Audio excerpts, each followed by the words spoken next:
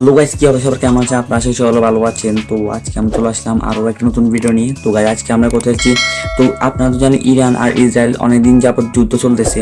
তো ইরানের পক্ষ নিয়ে এবার নতুনভাবে উত্তর কোরিয়ানরা অংশগ্রহণ করছে যুদ্ধতে। তো গাইস, আজকের ভিডিও দেখলে জানতে পারবেন। তো গাইস, আজকের ভিডিও সম্পূর্ণ দেখবেন। তো চলেন আমরা ভিডিওটা শুরু করি।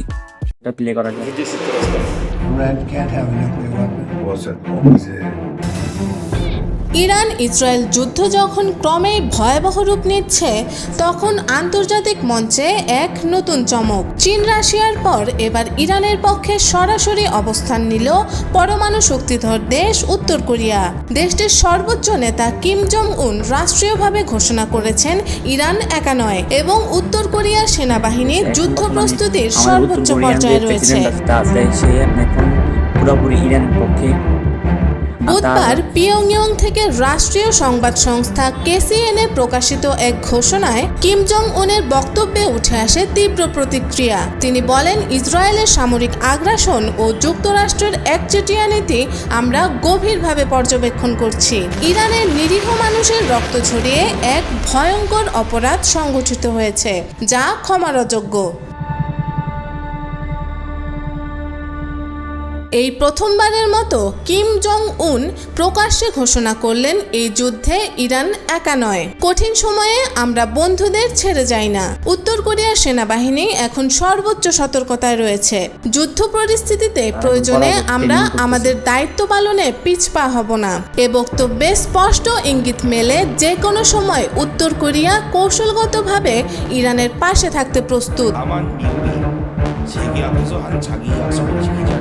বিশ্লেষকরা বলছেন, কিমের এই ঘোষণাটি কেবল একটি প্রতিক্রিয়া নয়, বরং একটি কৌশলগত বার্তা, যা মধ্যপ্রাচ্য ও পূর্ব এশিয়ার ভূ রাজনীতিতে নতুন অক্ষশক্তির জন্ম দিতে পারে। চীন, রাশিয়া, ইরান এবং উত্তর কোরিয়ার মধ্যকার এই চার মেরুর সমন্বয় এখন বিশ্ব ব্যবস্থাকে এক ভিন্ন মেরুর দিকে ঠেলে দিচ্ছে।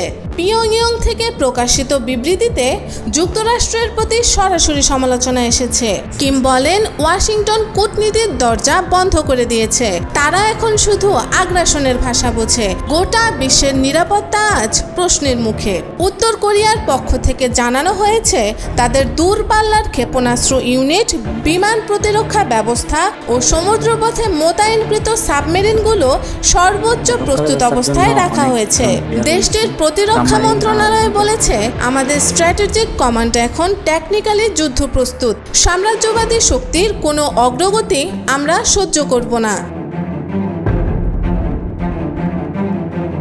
এই ঘোষণার কয়েক ঘন্টার মধ্যে ওয়াশিংটন থেকে হোয়াইট হাউসের প্রতিক্রিয়া আসে। প্রেসিডেন্ট ট্রাম্পের ঘনিষ্ঠ এক মুখপাত্র জানান, কিমের ভাষা উস্কানিমূলক এবং দায়িত্বহীন।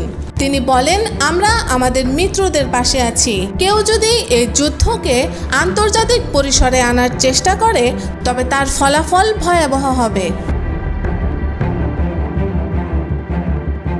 তবে পাল্টা জবাবে উত্তর কোরিয়ার সেনা মুখপাত্র বলেছেন, মার্কিন সাম্রাজ্যবাদ ও তাদের দোসরদের আগ্রাসনের জবাব আমরা কূটনৈতিকভাবে নয়, প্রয়োজনে সমর কৌশলে দেব।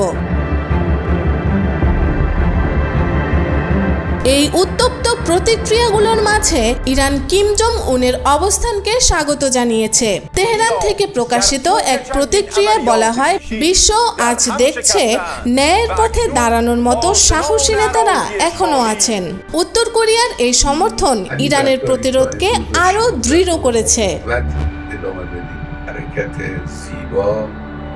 বিশ্ব রাজনীতিতে এই সমর্থনের তাৎপর্য গভীর, কেননা উত্তর কোরিয়া কেবল পরমাণু অস্ত্রধারী রাষ্ট্রই নয়, এটি দীর্ঘদিন ধরে পশ্চিমা জোটের বিপরীতে একটি বিপরীত জোট হিসেবে বিবেচিত হয়ে আসছে।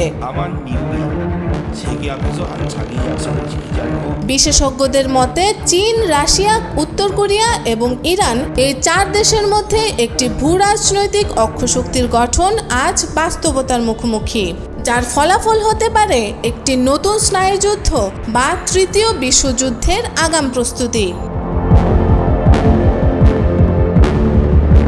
এই এই মুহূর্তে মধ্যপ্রাচ্যের যুদ্ধ পরিস্থিতি যেখানে প্রতিদিনই ভয়াবহতার নতুন মাত্রা ছুঁয়ে যাচ্ছে, সেখানে কিমের এই ঘোষণা একটি বহুপার্শ্বিক সংঘাতের দরজা খুলে দিতে পারে। আর প্রশ্নটা এখন কেবল ইরানের নয়, বিশ্ব ব্যবস্থার সামগ্রিক স্থিতিশীলতার। শেষ পর্যন্ত এই সমর্থন কতটা বাস্তবায়িত হবে তা ভবিষ্যতের বিষয়। তবে এটুকু নিশ্চিত, ইরানকে কূটনৈতিকভাবে কোণঠাসা করার প্রচেষ্টা এখন বড় ধরনের প্রতিবন্ধকতার মুখে পড়েছে, কারণ পরমাণু শক্তিধর এক অপ্রত্যাশিত মিত্র এখন তার পাশে।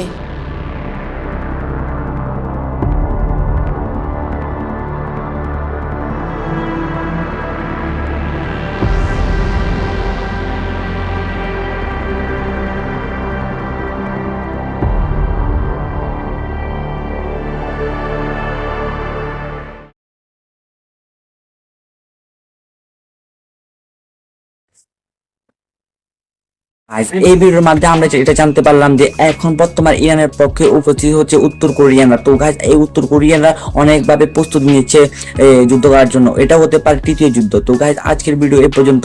তো আপনারা যদি পরের পার্টের জন্য দেখতে চান তাহলে অবশ্যই চ্যানেলটি সাবস্ক্রাইব করে রাখবেন। তো চলো দেখা হবে অন্য কোনো ভিডিওতে। আল্লাহ হাফেজ।